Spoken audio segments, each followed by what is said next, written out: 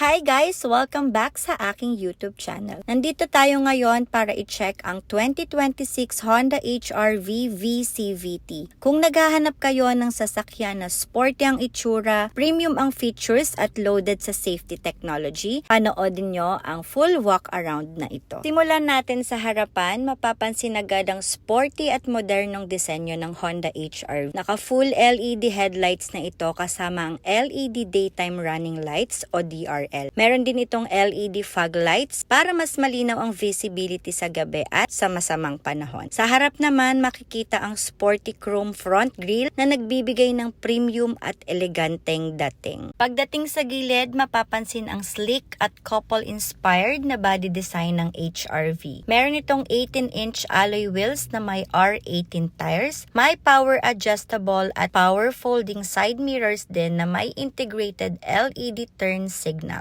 Dagdag convenience rin ang smart entry system para hindi mo na kailangang ilabas ang susi sa bulsa. Sa likuran naman, very distinctive ang full width LED taillight design ng Honda HR-V. May tailgate spoiler, shark fin antenna at dual tailpipe finisher para mas sporty ang overall look. Naka-multiple angle reverse camera rin ito para mas madali ang pagparada. Ang Honda HR-V ay may 1.5 liter double overhead cam VTEC turbo gasoline engine. Ito ay may 177 horsepower sa 6,000 RPM. 240 Nm naman ang torque mula 1,700 hanggang 4,500 RPM. Ipinares ito sa continuously variable transmission o CVT na nagbibigay ng smooth at fuel-efficient na driving experience. Pagpasok sa loob, premium agad ang pakiramdam. Makikita rito ang 7-inch digital instrument cluster, 8-inch touchscreen display audio, Apple CarPlay at Android Auto, Bluetooth connectivity, USB ports at 8-speaker audio system. Meron ding dual zone automatic air conditioning na may air diffusion system at rear air vents para komportable ang lahat ng pasahero. Sa seating naman, naka-leather seats ang HR-V VCVT. Ang driver seats ay 8-way power adjustable habang ang rear seats ay Honda's versatile Ultra seats na pwedeng utility, long at tall mode para sa iba't ibang cargo requirements. May ambient lighting din para sa premium cabin experience. Meron tayong 404